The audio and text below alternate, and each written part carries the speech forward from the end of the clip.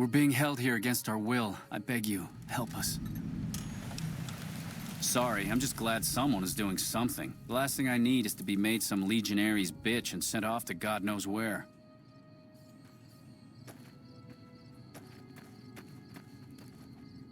Please, sir, take pity on us. Free us, please. No way. If the guard catches you, we'll be beaten. If you want to help, get that gate unlocked, or see if you can get the one they call Canyon Runner to let us go.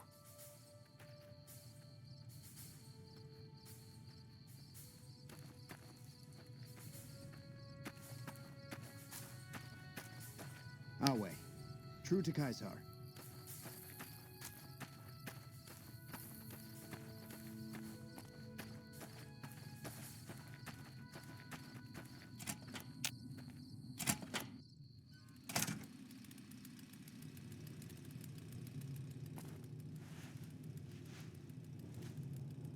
Leave while you still can. I see. Ceasar does not like to be kept waiting. I would find Cursor Lucullus quickly and travel to the fort if I were you. He should still be waiting at the docks.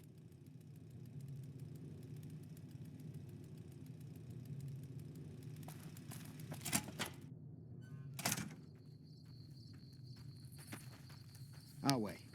True to Ceasar.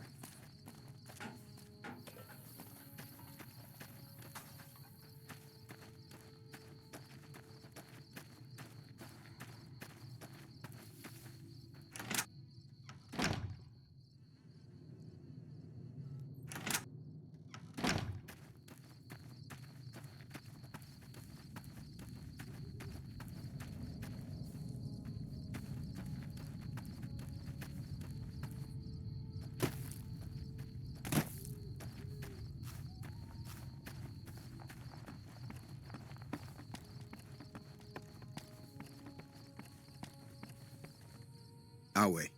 Are you ready? I am Cursor Lucullus, and my orders are to escort you to the Legion's camp at Fortification Hill. Are you ready to go?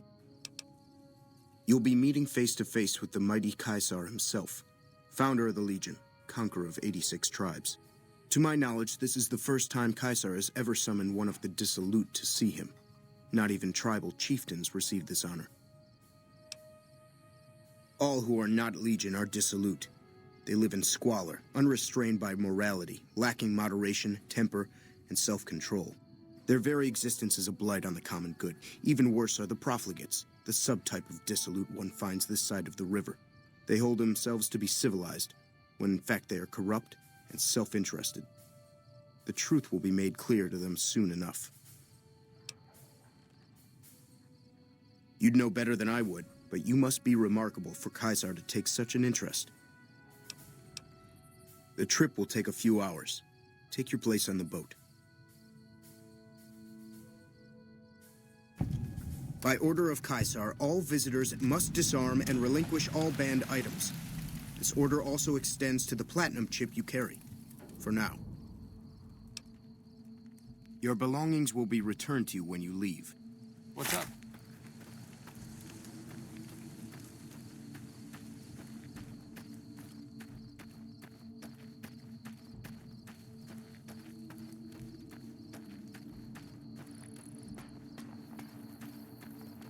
Our way. True to Ceasar.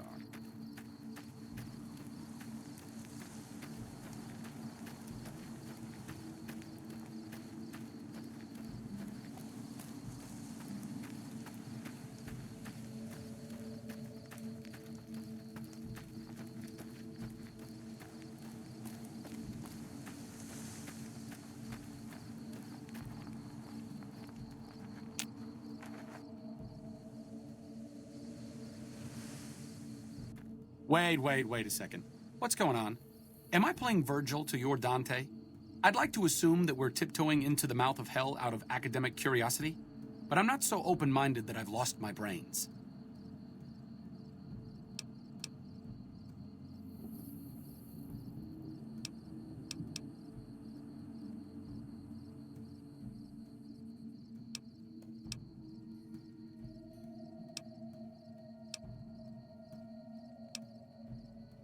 Very optimistic of you. You'll make a good follower someday, assuming Caesar doesn't have us both crucified.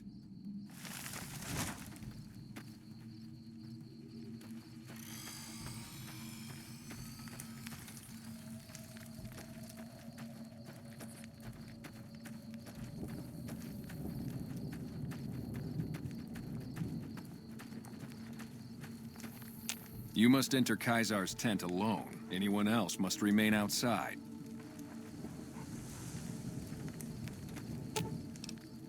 Okay. Some of the slaves have been spreading stories about the burned man again. So I finally get to meet the courier who's accomplished so much in so little time. That's why I summoned you here, right? I mean, a man nearly kills you, and your response is to track him across the breadth of the Mojave? You arrive on the strip and waltz into the Lucky 38 like someone left you a key under the doormat? You assassinate the head of the chairman in his own casino and get away with it? Then something happens to Mr. House's robot, some kind of military upgrade? But the topper, the coup de grace, Mr. House dies while you're visiting him at the Lucky 38. When you set your mind to something, you get results. I like that. The question is, are you ready to get started?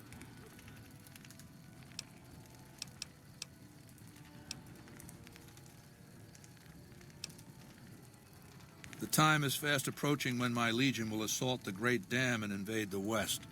Before that happens, I want Mr. House erased from the picture. Not just the man you killed, but what he left behind, his legacy.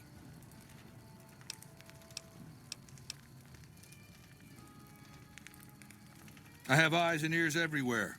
It behooves me not to invade the West blind and deaf. It hasn't been hard to track your progress. It's not as though you've been keeping a low profile.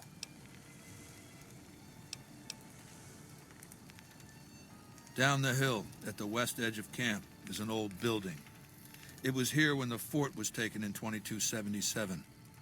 Inside the building is a hatch. And inside that hatch are two steel doors that bear the sigil of the Lucky 38 casino. Now that same sigil is on the platinum chip you were carrying. Isn't that interesting? Even more interesting, there's a slot about the same size as the chip on the console that opens the hatch. So you know what I think? I think the platinum chip opens those doors. Doors that can't be pried open, or drilled open, or blasted open. Because all that, I tried. I want you to destroy whatever you find in there. And then I want you to come back here and tell me about it. So go to the building and take this fucking platinum chip with you. My legionaries will meet you there, with your weapons and equipment. Goodbye.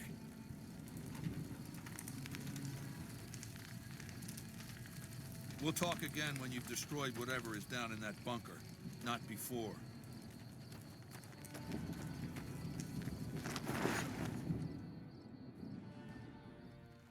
What a load of Brahmin shit. Can you believe that guy?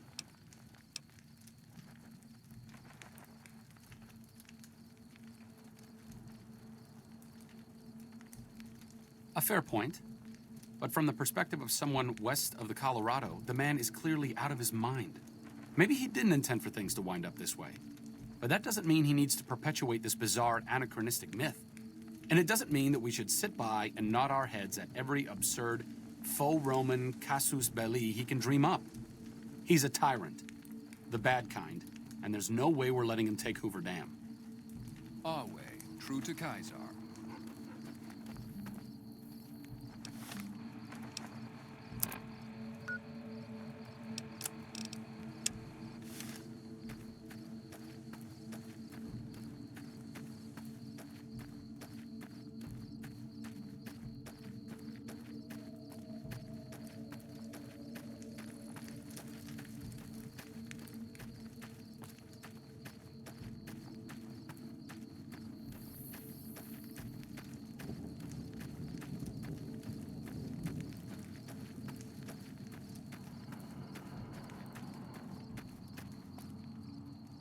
None may enter without Caesar's permission. Ceasar has permitted your weapons to be returned to you while you serve him. Ceasar has put a lot of trust in you. Be worth it.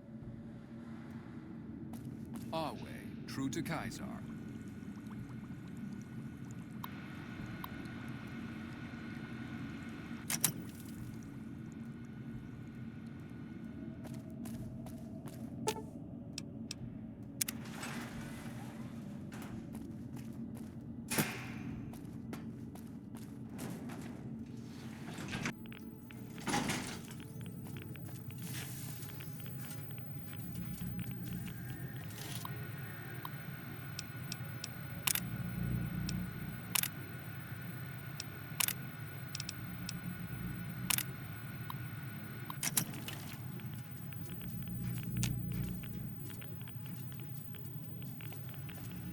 Hostile target detected. Please take cover.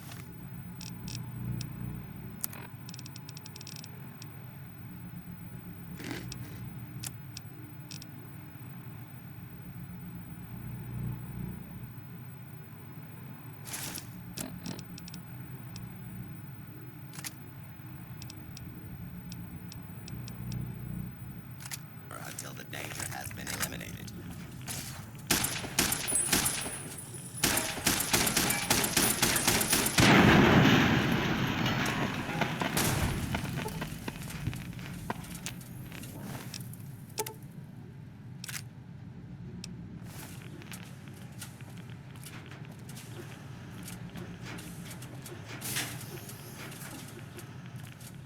A lawful enforcement is in progress.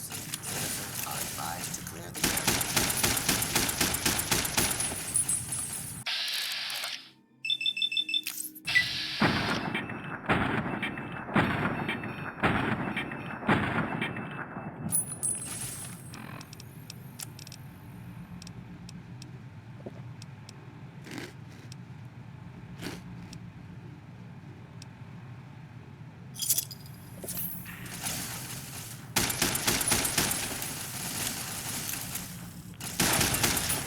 Your cooperation is requested.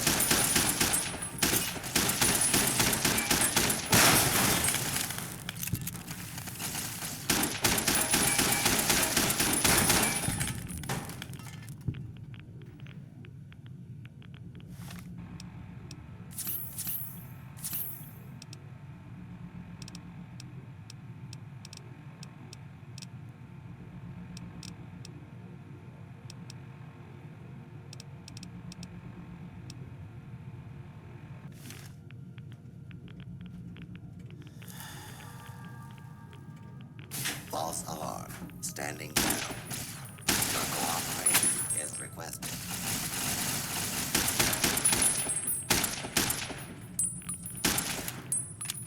Law-abiding citizens, please leave the area.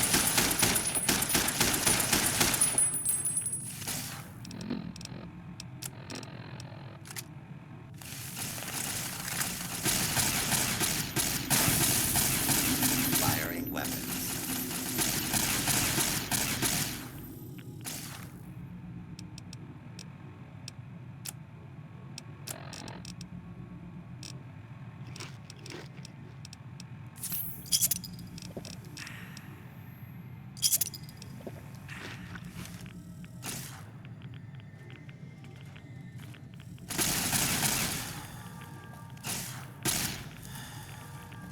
Put down your weapons and submit to authority.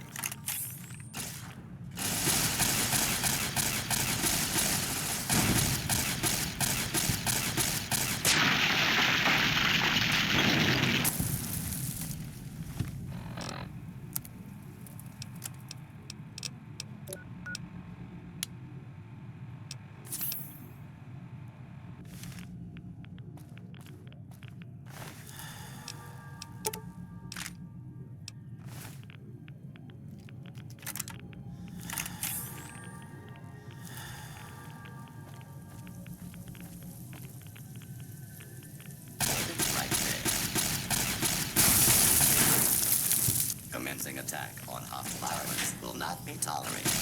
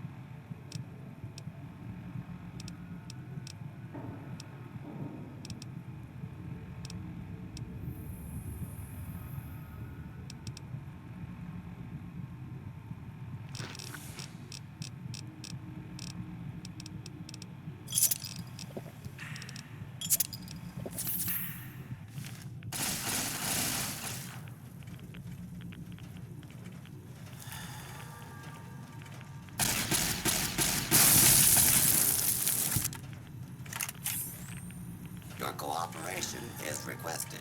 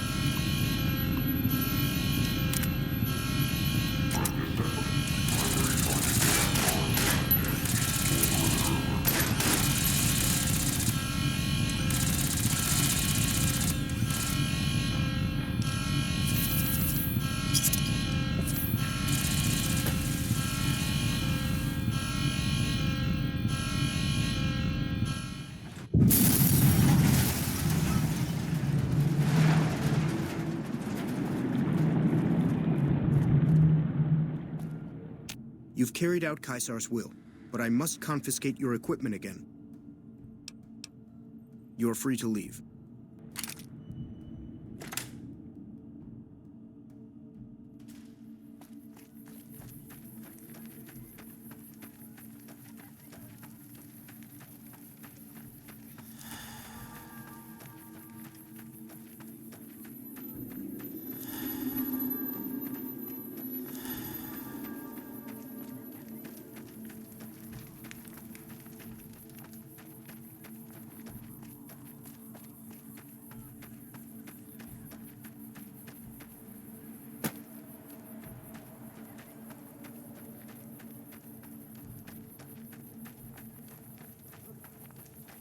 Some of the slick...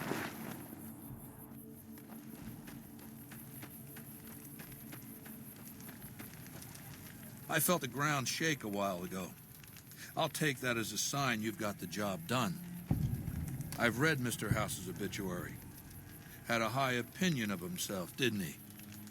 With Mr. House out of the way, I can focus on smoothing out a few lingering complications elsewhere in the Mojave.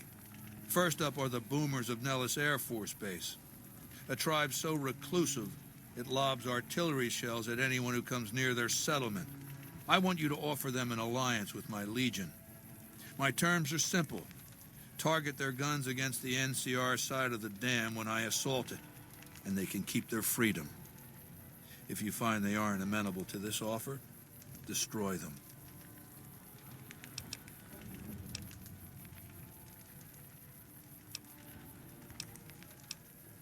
It's called an autodoc. As the name suggests, it's an automated physician, more or less. He can treat broken bones, cuts, punctures, scrapes. Sometimes I bestow its use upon someone I favor. Makes for a powerful gift in a culture that forbids painkillers and is largely ignorant of medical science. What did you want to know? Linnaeus is the greatest of my battlefield commanders. Some might call him a great man, but I'm not sure he qualifies. Once, he was the greatest warrior of the Hydebarks, a tribe of the Arizona. Maniacal in battle.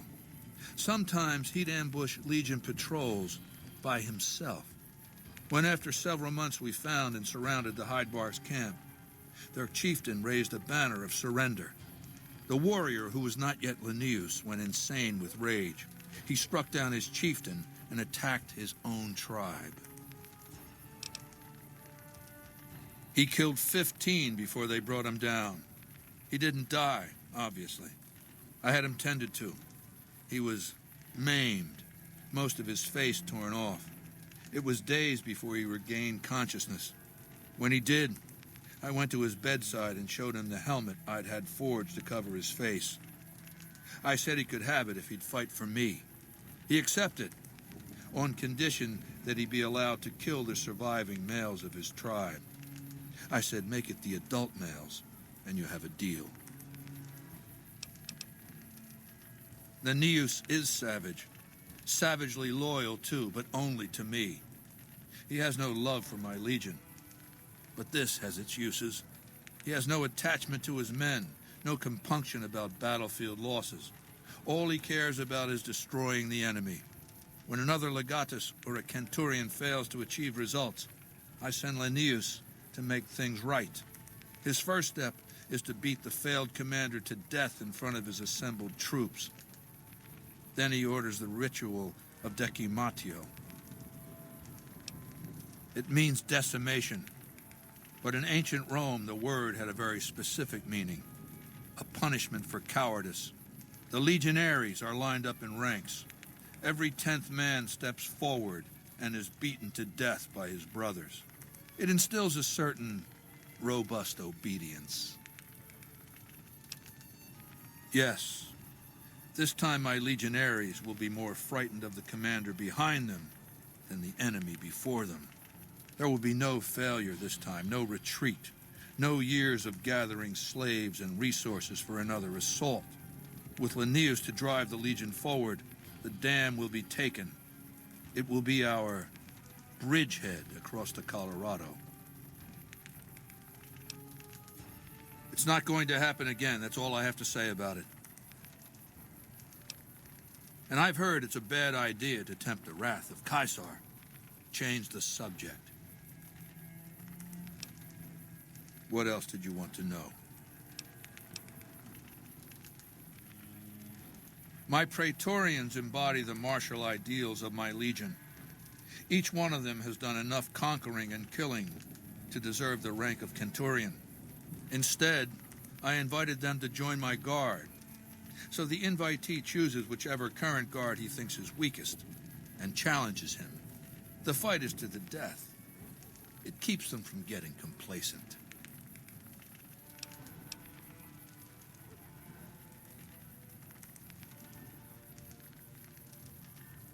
Lucius has been the head of my guard for 5 years now. He was a subordinate guard for 8 before that. No invitee has dared to challenge him yet. Maybe it's an issue of respect. He is getting on in years. What else did you want to know?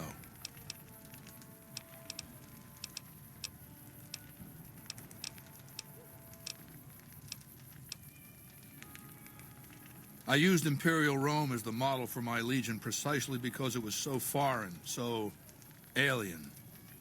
I'd seen what had become of the NCR's attempts to emulate the culture of pre-war America, the infighting, the corruption. Rome was a highly militarized autocracy that effectively integrated the foreign cultures it conquered. It dedicated its citizens to something higher than themselves, to the idea of Rome itself. In Rome, I found a template for a society equal to the challenges of the post-apocalyptic world, a society that could and would survive, a society that could prevent mankind from fracturing and destroying itself in this new world by establishing a new Pax Romana.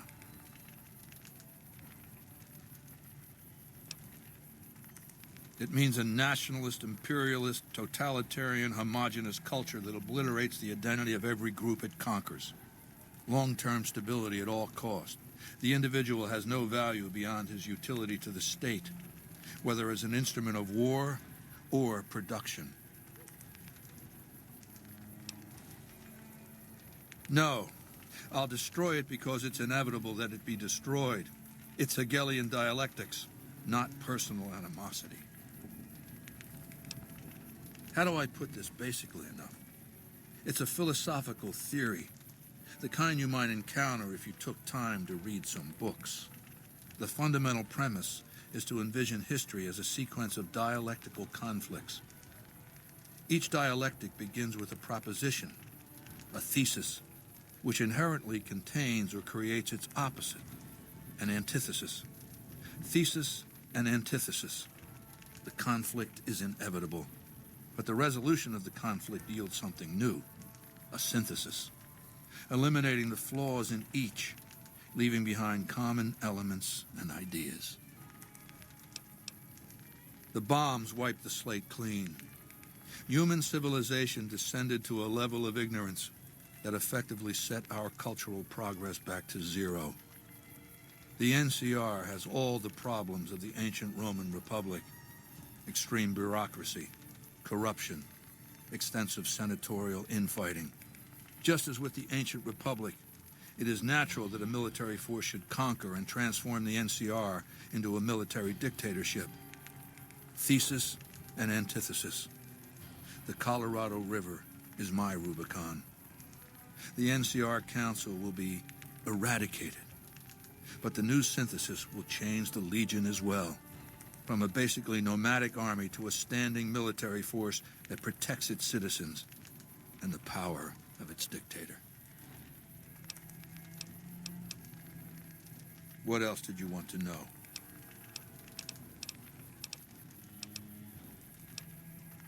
Ironically, I was born a profligate myself, a citizen of the NCR. My family lived not far from the Great Boneyard. After raiders killed my father, my mother sought the followers' protection. I was 2 years old.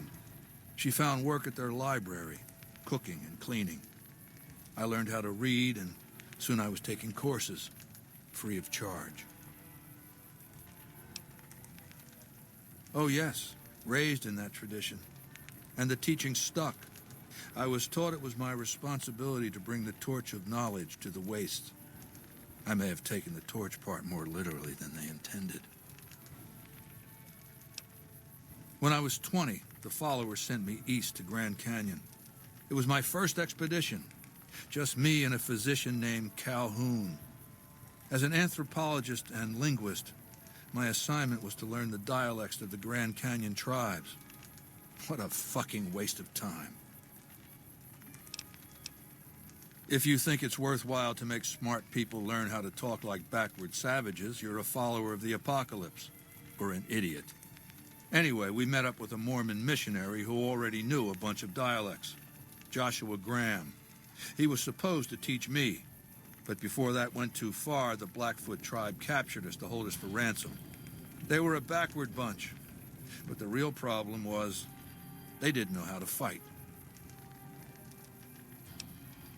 The Blackfoot were at war with 7 other tribes, each just as pissant as they were. But outnumbered like that, they weren't going to last long. It's one thing to be taken hostage, another to be lashed to a sinking ship.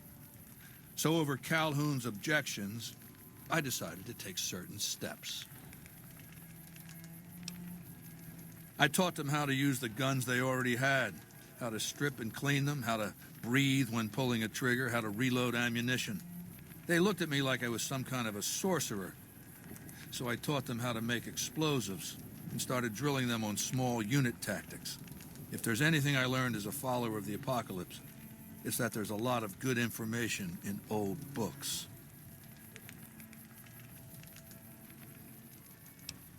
Divide et impera, divide and conquer. I led the Blackfoot against the Ridgers, their weakest enemy. When they refused to surrender, I ordered every man, woman, and child killed. When next we surrounded the Kaibabs, and they likewise refused, I took one of their envoys to the Ridgers' village and showed him the corpse piles. This was new for the tribes, you see. They played at war, raiding each other, a little rape and pillage here, a little ransoming there. I showed them total warfare. Like I said, there's a lot you can learn from old books. Kaibabs joined me, and the Fredonians after that. All the pissant tribes with names that should be forgotten. I knew from the start I'd need to eradicate this plague of tribal identities, replacing them with a monolithic culture, a uniform identity. So that's what I did once my confederation of tribes was large enough. I crowned myself Ceasar and created a single great tribe, my legion. I sent Calhoun, the follower captured with me, back west with a message that I should not be interfered with. Joshua Graham, the Mormon interpreter, stayed with me and served as my first legatus.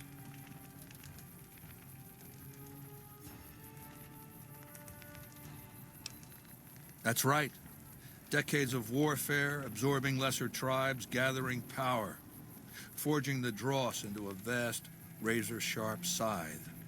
My legion's expansion has never ceased. Much of the Utah and Colorado and all of Arizona and New Mexico are mine. We have cities of our own, but nothing compared to Vegas. Finally, my legion will have its Rome. What else did you want to know?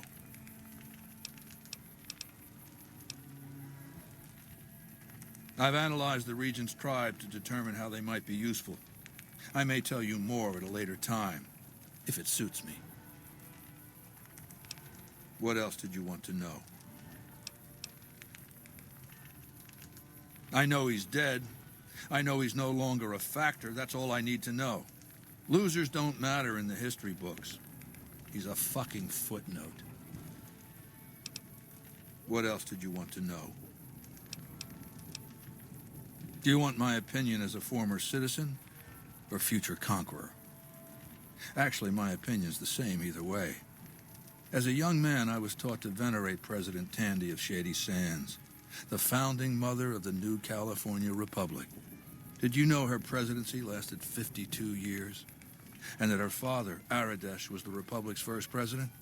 Does that sound like a democracy to you? Or a hereditary dictatorship? Because the council didn't dare oppose her. She was too popular. She had the people's love. So things ran smoothly, more or less. And as soon as she was gone, as soon as there really could be democracy, what happened then? Ever since losing its queen, the NCR has been weaker, more diffuse. Democracy has been its weakness, not its strength.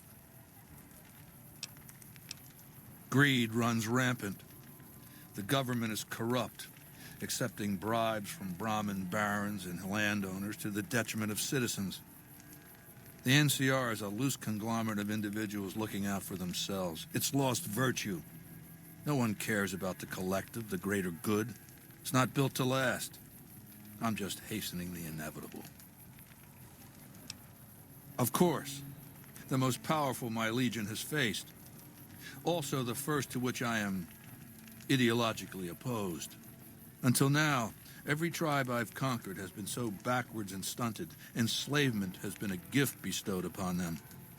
My conquest of the Mojave will be a glorious triumph, marking the transition of the Legion from a basically nomadic tribe to a genuine empire. Just as my namesake campaigned in Gaul before he crossed the Rubicon, so have I campaigned and will cross the Colorado. What else did you want to know?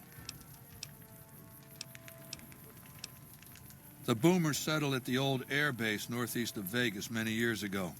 No one knows exactly how long it's been. It may be that no one's traded with them or even spoken to them that entire time. If so, they're sitting on one hell of a stockpile of ammunition. My scouts have seen people moving around the base. The perimeter's guarded, with spotters and towers directing the artillery fire. They must have extraordinary vision. Some of my scouts were targeted at extreme distances. So no, I can't tell you what to expect inside the base. No one's been inside it, except them. What else did you want to know? It's called an autodoc. As the name suggests, it's an automated physician, more or less. He can treat broken bones, cuts, punctures, scrapes. Sometimes I bestow its use upon someone I favor. Makes for a powerful gift in a culture that forbids painkillers and is largely ignorant of medical science.